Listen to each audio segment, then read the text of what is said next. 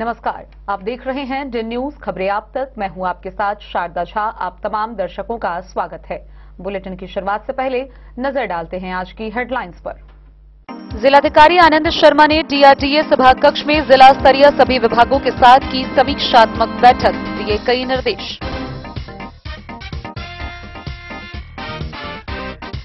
अनुमंडल पुलिस पदाधिकारी मनोज राम की अध्यक्षता में मासिक अपराध गोष्ठी का आयोजन। ठंड में संभावित चोरी की घटनाओं पर रोक लगाने के लिए रात्रि गश्त तेज करने का निर्देश।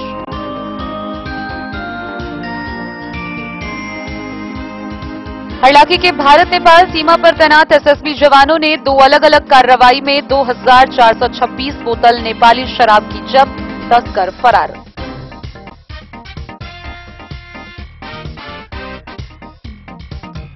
खजौली में ज्वेलर्स दुकान में अज्ञात चोरों ने चोरी की घटना को दिया अंजाम। सीसीटीवी फुटेज के आधार पर पुलिस बदमाशों तक पहुंचने के लिए कर रही छापेमारी।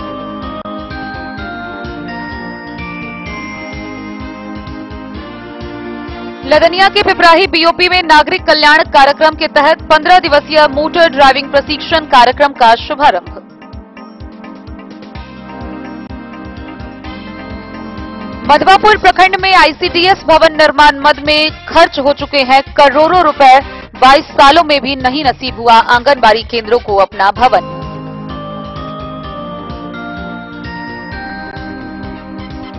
मधुबनी जिला की पुलिस ने विशेष अभियान के दौरान जिले में 15 लोगों को किया गिरफ्तार, 7 वारंट का निष्पादन। मधुबनी के क्रिएटिव पब्लिक स्कूल के प्रांगण में वैदेही कला मंच द्वारा संगीत रंगमंच कार्यक्रम का हुआ आयोजन।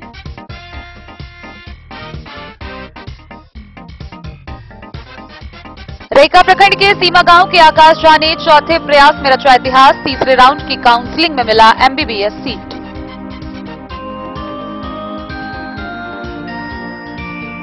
और मधुबनी में मेडिकल ऑफिसरों को एमपीएसडीआर पोर्टल पर डेटा अपलोड करने को लेकर दिया गया प्रशिक्षण।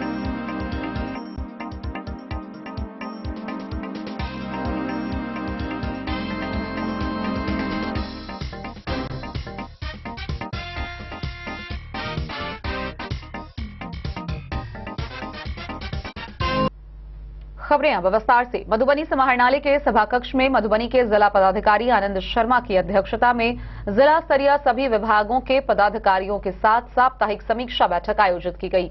इस समीक्षात्मक बैठक में जिलाधिकारी ने कई दिशा निर्देश निर्गत किए। जिलाधिकारी आनंद शर्मा की अध्यक्षता में डीआरडीए स्थित सभाकक्ष में जिला स्तरीय सभी विभागों के वरीय पदाधिकारियों के साथ अंतर विभागीय समन्वय, विभिन्न विकास योजनाओं के लिए भूमि की उपलब्धता एवं कार्यालय गतिविधियों की साप्ताहिक समीक्षा बैठक आयोजित की गई। जिलाधिकारी ने बैठक को संबोधित करते हुए कहा कि प्रत्येक सोमवार को इस बैठक में अंतर विभागीय समस्याओं का निष्पादन किया जाएगा ताकि विकास कार्यों में तेजी लाई जा सके। जिलाधिकारी ने कहा कि बैठक में प्राप्त भूमि अतिक्रमण, भूमि की उपलब्धता, भूमि का सीमांकन जैसे मामलों को पोर्टल पर डालने हेतु कहा तथा उन्होंने कहा कि इसे एडीएम राजस्व मुकेश रंजन देखेंगे एवं अगली बैठक में उसकी प्रगति से अवगत करवाना सुनिश्चित करेंगे। उन्होंने कहा कि अंतर विभागीय मामलों में सिर्फ पत्राचार से काम नहीं चलेगा, इसमें तीव्र गति से समाधान करना होगा ताकि विकास योजनाओं को ससमय क्रियान्वित किया जा सके। बैठक में शिक्षा विभाग के कुछ विद्यालयों में अतिक्रमण, भूमि की उपलब्धता एवं सीमांकन मामलों को अविलंब समाधान हेतु अपर समाहर्ता मुकेश रंजन को जिलाधिकारी ने निर्देश दिया। बस स्टैंड के लिए आवंटित भूमि का शीघ्र सीमांकन करने का निर्देश दिया। जिलाधिकारी ने जिले के शेष छूटे हुए टोला में नल जल योजना के क्रियान्वयन हेतु भूमि की उपलब्धता के लिए भी निर्देश दिए। इसके अतिरिक्त कई विभागों द्वारा सड़क निर्माण हेतु भू अर्जन, कार्यालयों एवं योजनाओं के लिए भूमि की उपलब्धता, भूमि अतिक्रमण, एनओसी जैसे मामलों को जिलाधिकारी द्वारा अविलंब समाधान का निर्देश दिया। जिलाधिकारी ने सभी संबंधित अधिकारियों को स्पष्ट शब्दों में निर्देश दिया कि अंतर विभागीय मामलों का अविलंब समाधान करें ताकि विकास कार्यों को तेज गति प्रदान की जा सके। इसके अतिरिक्त जिला नीलाम पत्रवाद, जिला स्तरीय जनता दरबार में प्राप्त आवेदन, सीपी ग्राम जनता के दरबार में मुख्यमंत्री कार्यक्रम में प्राप्त आवेदन, उच्च न्यायालय में चल रहे मामले, सूचना का अधिकार, मानवाधिकार, इन सब से संबंधित मामलों की बारी बारी से समीक्षा की गई। नीलाम पत्रवादों की समीक्षा के क्रम में जिलाधिकारी ने सभी संबंधित अधिकारियों को इसे सर्वोच्च प्राथमिकता में रखकर तेजी से निष्पादन करने का निर्देश दिया। उन्होंने निर्देश दिया कि सभी नीलाम पत्र पदाधिकारी बड़े राशि वाले कम से कम 5 मामले का चयन कर उसका निष्पादन करें। जिलाधिकारी ने उपस्थित पदाधिकारियों को निर्देश दिया कि जन शिकायतों को सर्वोच्च प्राथमिकता के साथ समय से निष्पादन करना सुनिश्चित करें। कहा कि न्यायालय में लंबित मामलों को सर्वोच्च प्राथमिकता में रखकर कार्य करे, इसमें थोड़ी भी शिथिलता या लापरवाही बर्दाश्त नहीं की जाएगी। अनावश्यक रूप से लंबित रखने वाले पदाधिकारी को स्पष्टीकरण करे। समीक्षा के क्रम में CWJC में शिक्षा विभाग एवं भू अर्जन विभाग में सबसे अधिक मामले लंबित पाए गए। जिलाधिकारी ने इस पर कहा कि 1 सप्ताह के अंदर प्रगति लाए। बैठक में ADM मुकेश रंजन झा, जिला लोक शिकायत निवारण पदाधिकारी Rajesh Kumar, DTO Madhubani, civil surgeon doctor Harendra Kumar, निर्देशक DRDA, DPO नमामि गंगे आनंद अंकित, जिला समन्वयक ICDS स्मित प्रतीक, जिला कृषि पदाधिकारी, जिला पशुपालन पदाधिकारी सहित सभी विभागों के जिला स्तरीय पदाधिकारी उपस्थित थे। Bureau report Madhubani. अनुमंडल पुलिस पदाधिकारी सदर 2 मनोज राम की अध्यक्षता में क्राइम मीटिंग का आयोजन किया गया। इस मौके पर DSP मनोज राम ने उपस्थित थानाध्यक्षों को कई दिशा निर्देश निर्गत किए। विशेष रूप से उन्होंने कहा कि बढ़ती ठंड को देखते हुए क्षेत्र में गश्ती को और तेज करें। अनुमंडल पुलिस पदाधिकारी सदर 2 खजौली के सभागार में सोमवार को DSP सदर 2 खजौली मनोज राम की अध्यक्षता में मासिक अपराध गोष्ठी आयोजित की गई। बैठक में अंचल क्षेत्र के सभी थानाध्यक्ष एवं अंचल पुलिस निरीक्षक शामिल हुए। DSP मनोज राम ने कहा कि बिहार विधानसभा चुनाव संपन्न होने के बाद क्षेत्र में पुलिस चौकसी और सख्त की जाए। ठंड के मौसम में रात्रि में चोरी की घटनाएं बढ़ जाती है, इसलिए प्रत्येक पंचायत के टोला मोहल्लों में पुलिस गश्त को तेज करने का निर्देश दिया गया। उन्होंने सभी थाना प्रभारियों को लंबित कांडों का त्वरित निष्पादन, फरार वारंटियों की गिरफ्तारी और कुर्की की कार्रवाई में तेजी लाने को कहा। रात्रि गश्त व दिवा गश्त को नियमित और प्रभावी ढंग से संचालित करने का सख्त निर्देश भी दिया गया। शराबबंदी कानून के पालन पर जोर देते हुए DSP ने शराब कारोबारियों पर नकेल कसने और अवैध शराब धंधे पर रोक लगाने के लिए अभियान चलाने को कहा। DSP मनोज राम ने थाना पर आने वाले आम लोगों की शिकायतों पर त्वरित व निष्पक्ष कार्रवाई को अनिवार्य बताते हुए कहा कि जनता की समस्याओं में विलंब किसी भी हाल में बर्दाश्त नहीं किया जाएगा। बैठक में अंचल पुलिस निरीक्षक अभय कुमार, कलवाही थानाध्यक्ष पायल भारती, राजनगर थानाध्यक्ष चंद्रकिशोर टुडू और बाबूबरही थानाध्यक्ष राहुल कुमार उपस्थित थे। खजौली से सुधांशु ठाकुर की रिपोर्ट। हरलाखी प्रखंड के भारत नेपाल सीमा पर तैनात 48वीं वाहिनी सशस्त्र बल के जवानों ने 2426 बोतल शराब जब्त की। 2 अलग अलग कार्रवाई में उन्होंने यह शराब जब्त की, लेकिन तस्कर मौके से फरार हो गए, जिसकी गिरफ्तारी के लिए कार्रवाई जारी है। भारत नेपाल सीमा पर तैनात 48वीं वाहिनी सशस्त्र सीमा बल के जवानों ने 2 अलग अलग कार्रवाई में 2 बाइक सहित 2426 बोतल नेपाली देशी शराब जब्त की। हालांकि दोनों ही कार्रवाई में तस्कर मौके से फरार हो गए। जानकारी के अनुसार हरिने कैंप में तैनात मुख्य आरक्षी सुरेंद्र सिंह, आरक्षी संजय कुमार, प्रभाकर शर्मा सहित अन्य जवान संयुक्त रूप से नाका ड्यूटी के लिए निकले हुए थे। इसी दौरान नेपाल से शराब लेकर आ रहे 2 तस्कर SSB जवान को दूर से ही देख शराब लदा बाइक को छोड़ वापस नेपाल भाग गए। दोनों बाइक पर लदे बोरी से कुल 1260 बोतलें शराब जब्त हुई। वहीं दूसरी कार्रवाई पेपरॉन की है, जहां नाका ड्यूटी पर तैनात SSB जवानों को देख सिर पर शराब लेकर आ रहे करीब आधा दर्जन तस्करों ने शराब को पटक कर वापस नेपाल भाग गए। इस मामले में SSB ने कुल 1166 बोतलें शराब जब्त की। इस संबंध में थानाध्यक्ष सह इंस्पेक्टर रंजीत कुमार ने कहा कि दोनों ही कार्रवाई में अज्ञात तस्करों के विरुद्ध प्राथमिकी दर्ज की गई है। हरलाखी से संजय राउत की रिपोर्ट। राजनगर थाना क्षेत्र के भगवानपुर हनुमान मंदिर के समीप एक ज्वेलर्स की दुकान में अज्ञात चोरों के द्वारा शटर तोड़कर चोरी की वारदात को अंजाम दिया गया। इस मौके पर दुकान से जहां चांदी के आभूषणों पर हाथ साफ किया गया, तो वहीं रखे हुए नगद भी चुरा लिए गए। हालांकि यह पूरी घटना CCTV कैमरे में कैद हो गई, जिसको लेकर पुलिस के द्वारा छापेमारी अभियान जारी है। पुलिस का कहना है कि जल्द ही सभी चोरों को गिरफ्तार कर लिया जाएगा। राजनगर थाना क्षेत्र भगवानपुर हनुमान मंदिर समीप ज्वेलर्स की दुकान की शटर तोड़कर अज्ञात 5 चोरों ने कीमती आभूषण एवं 20,000 नगद लेकर फरार हो गया। घटना 14 नवंबर दिन शुक्रवार मध्य रात्रि में 4 से 5 अज्ञात शातिर चोरों द्वारा ज्वेलर्स दुकान की शटर को रॉड से उसके अंदर प्रवेश कर गया। काउंटर में रखे चांदी के आभूषण साथ ही दरार में रखे 20,000 रुपए नगद लेकर फरार हो गया। शातिर चोरों की कारामद सीसीटीवी खुफिया कैमरे में कैद हो गई। सूचना पाकर राजनगर थानाध्यक्ष चंद्रकिशोर टुडू ने दल बल के साथ घटनास्थल पहुंचे व अनुसंधान शुरू कर दिया। दुकानदार कुंदन कुमार शाह ने लिखित आवेदन दिया। थानाध्यक्ष ने प्राथमिकी दर्ज कर अनुसंधान शुरू कर दी है। साथ ही इस चोरी की वारदात को लेकर रविवार को डीएसपी सदर 2 मनोज कुमार एवं इंस्पेक्टर अभय कुमार, पीएसआई मेघा कुमारी, पुलिस अवर निरीक्षक अमित वर्मा एवं टेक्निकल सेल टीम घटनास्थल पहुंचकर निरीक्षण कर बाजार लगे अन्य सीसीटीवी कैमरे को खंगाल रही है। डीएसपी सदर 2 मनोज कुमार ने कहा कि अनुसंधान पुलिस कर रही है। बदमाशों को फुटेज के आधार पर पहचाना जा रहा है। जल्द ही सभी को गिरफ्तार कर लिया जाएगा।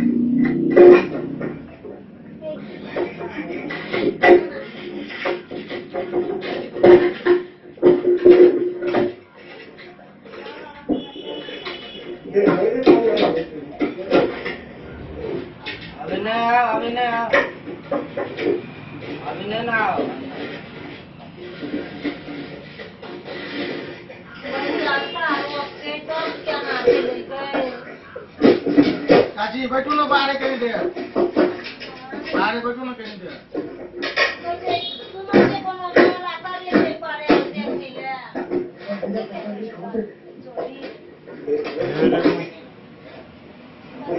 अरे बैठो, नहीं कुछ हो ले जाओ। ठीक है।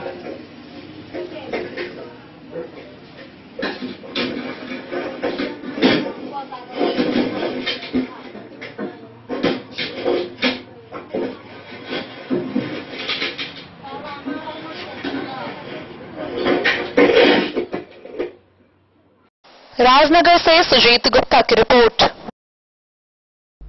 खबरों का सिलसिला जारी रहेगा। जल्द ही लौटेंगे एक छोटे से ब्रेक के बाद। आप बने रहिए हमारे साथ। त्योहार और शादी विवाह का सीजन आ गया है और इसी सुनहरे मौके पर राजनगर के विश्वसनीय प्रतिष्ठान महादेव शाह अमरनाथ प्रसाद ज्वेलर्स और Raj Rajeshwari collection RP mall अपने ग्राहकों के लिए लेकर आया है शानदार ऑफर। अब सोने चांदी के गहनों की मेकिंग चार्ज पर 32% तक की पाई छूट और डायमंड ज्वेलरी पर भी 22% तक का विशेष डिस्काउंट। तो बढ़ते दामों से पहले अपने मनपसंद गहनों की बुकिंग आज भी कराएं। वहीं Raj Rajeshwari collection RP mall में साड़ी, सूट, लहंगा, कुर्ता पैजामा, शेरवानी, जींस, शर्ट, बच्चों के कपड़े और बेडशीट का आकर्षक व नवीनतम कलेक्शन भी उपलब्ध है और इन सभी कपड़ों पर मिल रहा है फ्लैट 32% तक का डिस्काउंट। तो देर किस बात की, इस त्योहार और शादी सीजन को बनाए और भी खास। केवल महादेव शाह अमरनाथ प्रसाद ज्वेलर्स और Raj Rajeshwari collection RP mall के साथ। हमारा पता है गांधी चौक, राजनगर बाजार, मधुबनी। अब आपके अपने शहर मधुबनी में खुल चुका है आधुनिक सुविधाओं से सुसज्जित लक्ष्य लाइब्रेरी। यहाँ आपको मिलेगा 24 घंटे 7 दिन खुला रहने वाला अध्ययन स्थल, जहाँ हर वक्त रहेगा शांत और प्रेरणादायक माहौल। सुविधा है फ्री पार्किंग, आरओ वाटर और फुल्ली एयर कंडीशन हॉल की। बिजली की कोई चिंता नहीं, क्योंकि 24 घंटे पावर बैकअप इन्वर्टर और हर सीट पर इंडिविजुअल चार्जिंग पॉइंट है उपलब्ध। आपके पढ़ाई को रफ्तार देने के लिए है high speed internet, wifi, current affair magazine और प्रतिदिन हिंदी इंग्लिश न्यूज़पेपर। साथ ही लॉकर सुविधा, डिस्कशन पॉइंट और आरामदायक हैंडल वाली कुर्सियां भी उपलब्ध है। आपकी सुविधा के लिए यहाँ है कैफेटेरिया का उत्तम प्रबंध। तो इंतजार किस बात का, आज ही आइए और जुड़िए लक्ष्य लाइब्रेरी से। हमारा पता है गौशाला चौक, मोबाइल टावर के सामने, मधुबनी। लक्ष्य लाइब्रेरी, जहाँ पढ़ाई का हर लक्ष्य होगा पूरा। ट्रेंड के इस जमाने में क्या आप भी चाहते हैं स्टाइलिश और फैशनेबल कपड़े? क्या आप अपने लुक को अपग्रेड करना चाहते हैं? अगर हाँ, तो आज ही आएं Bombay fashion readymade sari showroom. हमारे पास पुरुषों, महिलाओं और बच्चों के लिए है नए से नए फैशन ट्रेंड में कपड़े और एक्सेसरीज का लार्ज कलेक्शन। आपके बजट और हर अवसर के लिए खास, चाहे काम के लिए हो नए आउटफिट की तलाश या पार्टी के लिए ड्रेस या किसी खास अवसर के लिए सूट, सलवार और साड़ी, हमारे पास है हर एक ब्रांड। क्रिम्सन क्लब, मुफ्ती, टर्टल और किलर के SIS स्टोर्स। इसके अलावा रेमंड, स्पार्की, जॉकी, लक्ष्मीपति, मान्यवर, ब्लैकबेरी, नवाब पार्कर जैसे बड़े ब्रांड। तो देर किस बात की, आज ही आए बॉम्बे फैशन साड़ी एवं रेडीमेड शोरूम। हमारा पता है महिला कॉलेज रोड, मधुबनी।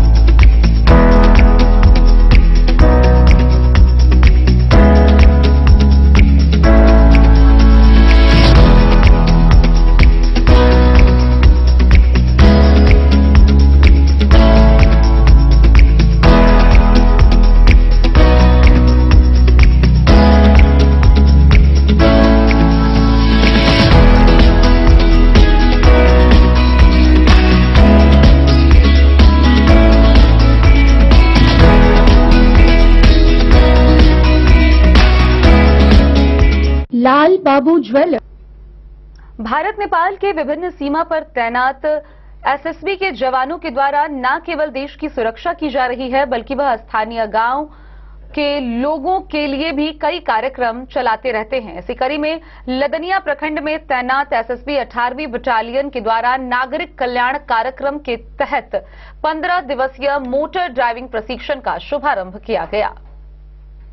सीमा सुरक्षा पर तैनात SSB 18वीं बटालियन राजनगर के अंतर्गत लदनिया प्रखंड के पिपराही BOP में नागरिक कल्याण कार्यक्रम के तहत सोमवार से 15 दिवसीय मोटर ड्राइविंग प्रशिक्षण कार्यक्रम का शुभारंभ द्वितीय कमान अधिकारी ओक्रम ओकेंद्रो सिंह के द्वारा किया गया। कार्यक्रम में प्रखंड विकास पदाधिकारी राकेश कुमार ठाकुर, उप कमांडेंट अशीक कुमार ओला, पंचायत के सरपंच राजीव साहब, प्रशिक्षक संजीव चौधरी के अलावे प्रशिक्षणार्थी एवं बलकर्मी उपस्थित रहे। द्वितीय कमान अधिकारी ने कहा कि भारत नेपाल अंतर्राष्ट्रीय सीमा पर तैनात SSB 18वीं बटालियन न केवल सीमा की सुरक्षा करता है, बल्कि सीमावर्ती गांवों के लोगों के लिए कई तरह के कार्यक्रम चला रही है। ऐसे कार्यक्रम के तहत BOP अंतर्गत सीमावर्ती क्षेत्रों के चयनित जीवंत गांव पिपराही के 15 युवाओं ने उत्साहपूर्वक भाग लिया। प्रशिक्षण कार्यक्रम के दौरान मोटर ड्राइविंग के महत्व, तकनीकी ज्ञान तथा स्वरोजगार में होने वाले लाभ के संबंध में विस्तृत जानकारी दी गई। वहीं प्रखंड विकास पदाधिकारी राकेश कुमार ठाकुर ने कहा कि सीमा सुरक्षा पर तैनात SSB 18वीं बटालियन द्वारा नागरिक कल्याण के तहत समय समय पर कई तरह के कार्यक्रम कर युवाओं, किसानों को प्रेरित किया। मोटर ड्राइविंग प्रशिक्षण पाकर युवा अपना भविष्य संवार सकते हैं। SSB का काम सराहनीय रहा है। डेन न्यूज के लिए जयनगर से मोहम्मद अली की रिपोर्ट। मधवापुर प्रखंड में ICDS के निर्माण मद में अब तक करोड़ों रुपए खर्च किए जा चुके हैं, लेकिन जब यही बात आंगनबाड़ी के भवनों की आती है तो इन आंगनबाड़ी केंद्रों का अपना भवन आज तक नसीब नहीं हुआ। पिछले 22 सालों से यहां अर्धनिर्मित भवन में तो कहीं किसी और ही भवन में आंगनबाड़ी केंद्र संचालित है। आइए हम आपको दिखाते हैं मधवापुर से यह खास खबर। ICDS भवन निर्माण मद में मधवापुर प्रखंड क्षेत्र में करोड़ों रुपए खर्च हो चुके हैं। उसके बाद भी आंगनबाड़ी केंद्रों को 22 सालों में अपना भवन नसीब नहीं हुआ। बड़ी रकम लगने के बाद भी किराए पर केंद्रों का संचालन किया जा रहा है। प्रखंड के विभिन्न पंचायतों में 16 वर्षों से अर्धनिर्मित हालत में कई केंद्रों के भवन पड़े हुए हैं। अनेक भवन सुविधाविहीन बनाए गए हैं। रैमा में केंद्र संख्या 38 के लिए बने आधे अधूरे भवन में मापदंड का घोर उल्लंघन किया गया है। तालाब के बिल्कुल किनारे पर बने भवन में 6 साल के कम उम्र के बच्चों की सुरक्षा के लिए दीवार नहीं दी गई। केंद्र में नियुक्त महिला कर्मियों व बच्चों के लिए शौचालय नहीं बना। बच्चों का पोषाहार पकाने के लिए किचन शेड नहीं बना। कई जगहों पर निर्माण एजेंसियों ने तैयार भवन विभाग को हस्तगत नहीं कराया, जबकि कई पंचायतों में केंद्र का भवन बनना निर्माण शुरू भी नहीं हुआ है। वर्ष 2003 में 100 से अधिक केंद्रों का संचालन जैसे तैसे शुरू किया गया था। फिलहाल 13 पंचायतों में 150 से अधिक केंद्र संचालित है। आज की तिथि में भी सभी केंद्रों के लिए अपना भवन नहीं है। लंबा समय बीत जाने के बाद भी सरकारी लागत के उद्देश्य पूरे नहीं हुए। बाल विकास परियोजना की महिला पर्यवेक्षिका सपना कुमारी बताती हैं कि एनओसी के लिए जमीन का विवरण सरकार को उपलब्ध कराया गया है। सरकारी दिशा निर्देश के अनुसार कार्य शुरू कराया जाएगा। द न्यूज के लिए मधवापुर से एसके दीपक की रिपोर्ट। समकालीन अभियान के दौरान मधुबनी पुलिस के द्वारा विशेष अभियान चलाकर बीते 24 घंटे की कार्रवाई में कुल 15 लोगों को गिरफ्तार किया गया। वहीं सुरक्षा के दृष्टिकोण से मधुबनी पुलिस के द्वारा विभिन्न थाना क्षेत्रों में एक साथ सघन वाहन जांच अभियान चलाया गया।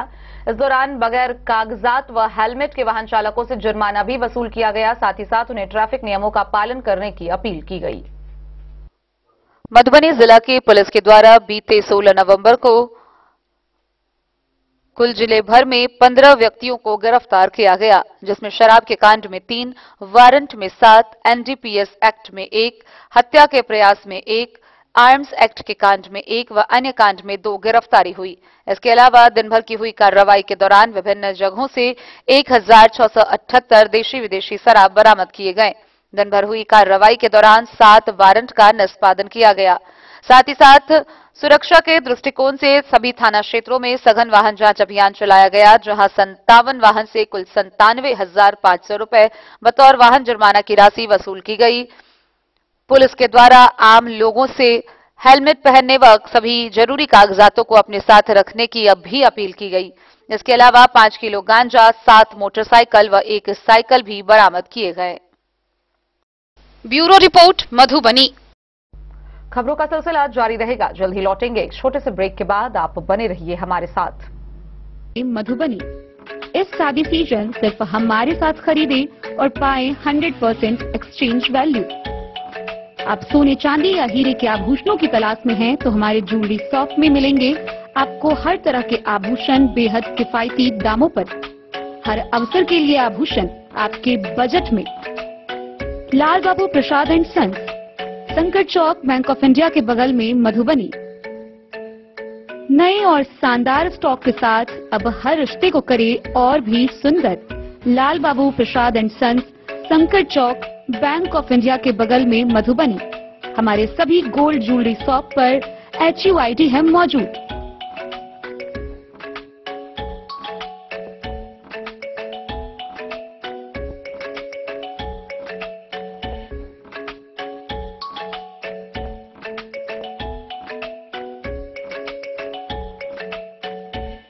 गोकुल राज।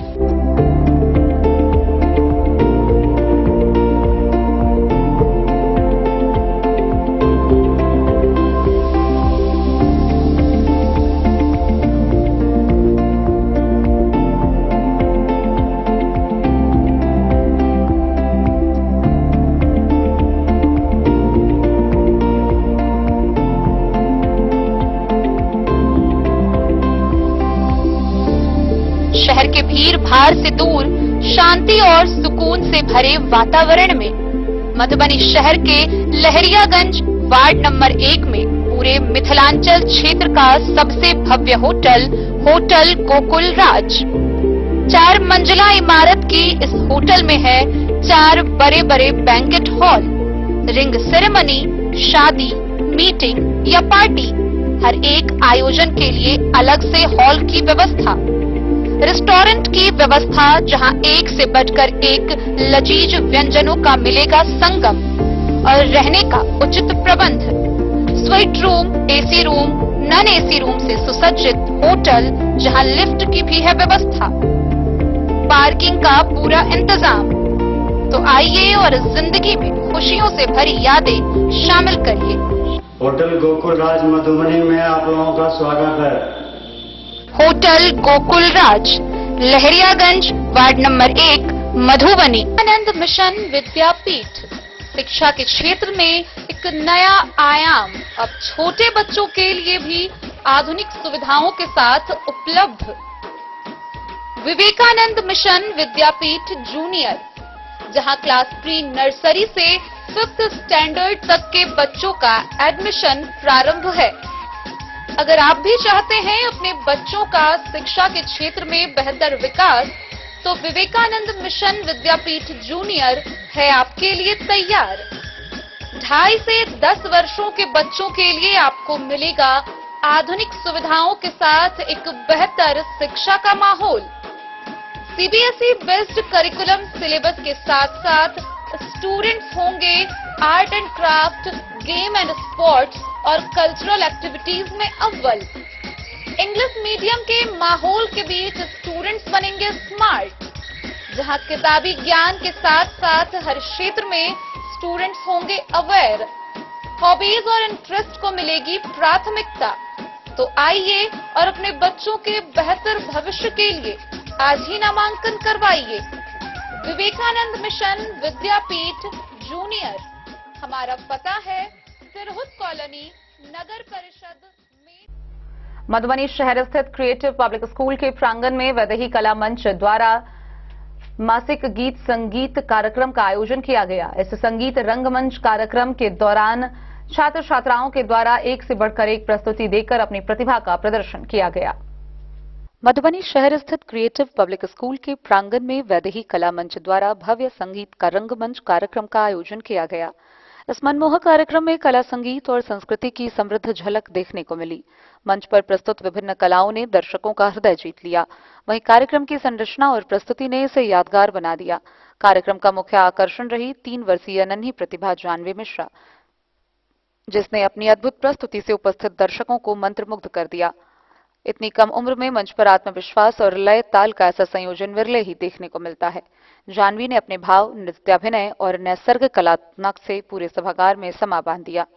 दर्शकों ने तालियों की गड़गड़ाहट से उसका उत्साहवर्धन किया। इस अवसर पर मधुबनी शहर के कई प्रसिद्ध गणमान्य व्यक्ति उपस्थित रहे। समाज सेवी रेवती रमन झा ने कार्यक्रम की सराहना करते हुए कहा कि इस प्रकार के सांस्कृतिक आयोजनों से बच्चों में कला के प्रति रुचि उत्पन्न होती है और समाज में सांस्कृतिक विरासत को संजोने की प्रेरणा मिलती है। क्रिएटिव पब्लिक स्कूल के प्रधानाचार्य ने सभी अतिथियों का स्वागत करते हुए बताया कि विद्यालय सदैव बच्चों की प्रतिभा को मंच प्रदान करने के लिए प्रतिबद्ध रहा है। वैदेही कला मंच के सदस्यों ने बताया कि उनका उद्देश्य स्थानीय बच्चों को प्रोत्साहित करना और उनकी प्रतिभा को समाज के सामने लाना है। कार्यक्रम के सफल आयोजन में विद्यालय के शिक्षकों, अभिभावकों और आयोजकों का विशेष योगदान रहा। पूरे आयोजन ने यह संदेश दिया कि यदि बच्चों को सही वातावरण और मार्गदर्शन मिले तो ये वे कम उम्र में भी अपनी अद्भुत प्रतिभा से बड़ी उपलब्धियां हासिल कर सकते हैं। कार्यक्रम का समापन धन्यवाद ज्ञापन और उत्साहपूर्ण माहौल के साथ किया गया।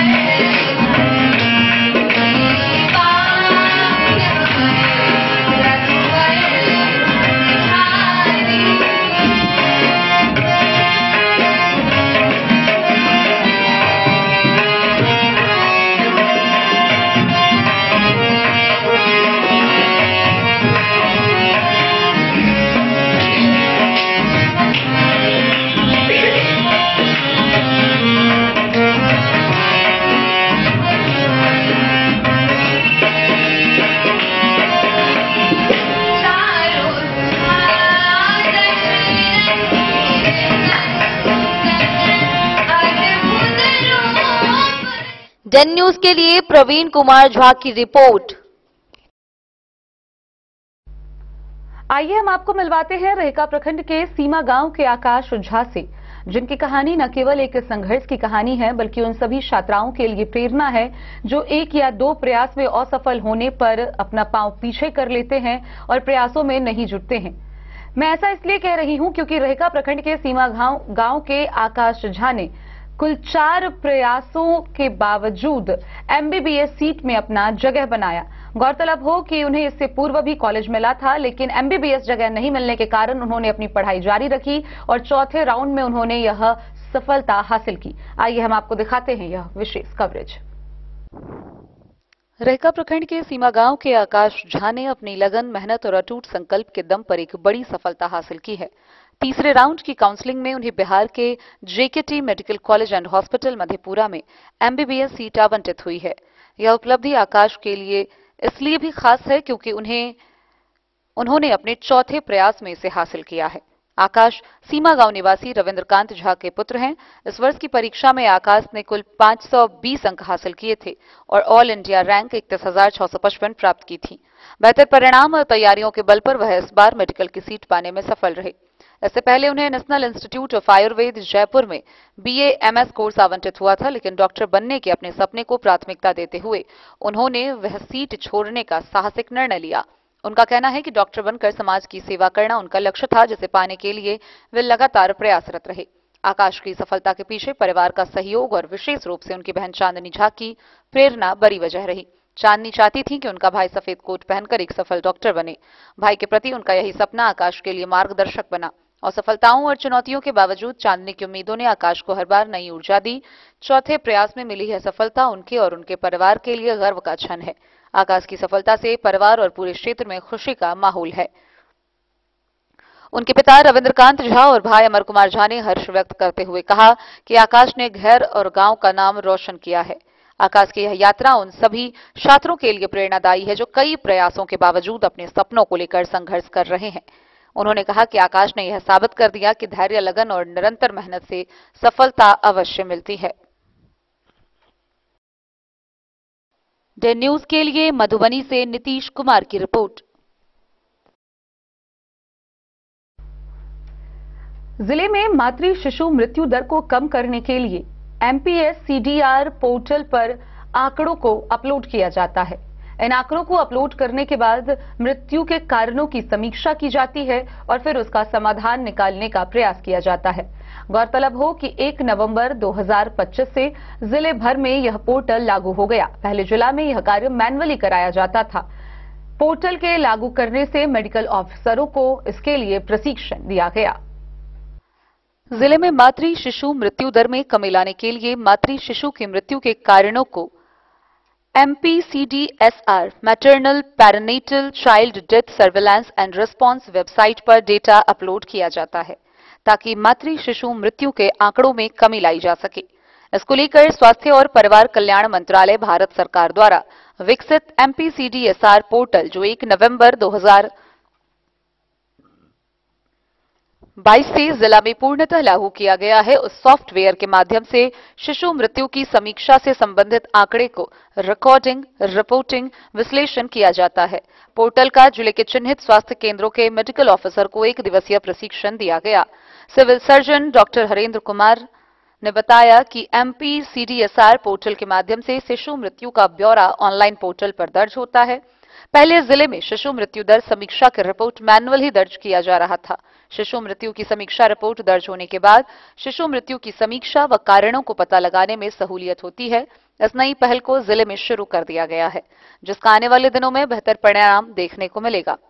स्वास्थ्य विभाग शिशु मृत्यु दर की समीक्षा रिपोर्ट प्रक्रिया को सुगम और सरल बनाने के लिए डिजिटलाइजेशन पर विशेष जोर दे रहा है। क्षेत्रीय कार्यक्रम प्रबंधक नजमुल हुदा ने बताया कि इसका मुख्य उद्देश्य है कि स्वास्थ्य संबंधी समस्याओं को ससमय समीक्षा कर उसका त्वरित निष्पादन करने में सहूलियत होगी। इसी उद्देश्य की पूर्ति के लिए राज्य स्तर पर शिशु मृत्यु दर की समीक्षा को maternal perinatal and child surveillance response software यानी MPCDSR सॉफ्टवेयर विकसित किया गया है। मौके पर NCDO doctor SN Jha, CDO doctor GM Thakur, जिला कार्यक्रम प्रबंधक पंकज मिश्रा, जिला अनुश्रवण एवं मूल्यांकन पदाधिकारी सुनील कुमार, DPC प्रदीप यादव सहित अन्य कर्मी उपस्थित थे। Bureau report Madhubani. तो आज की इस बुलेटिन में फिलहाल इतना ही। कल फिर हाजिर होंगे नई खबरों के साथ। तब तक दीजिए पूरी टीम को इजाजत और मधुबनी की हर छोटी बड़ी खबरों के लिए देखते रहिए DEN न्यूज, खबरें आप तक। नमस्कार।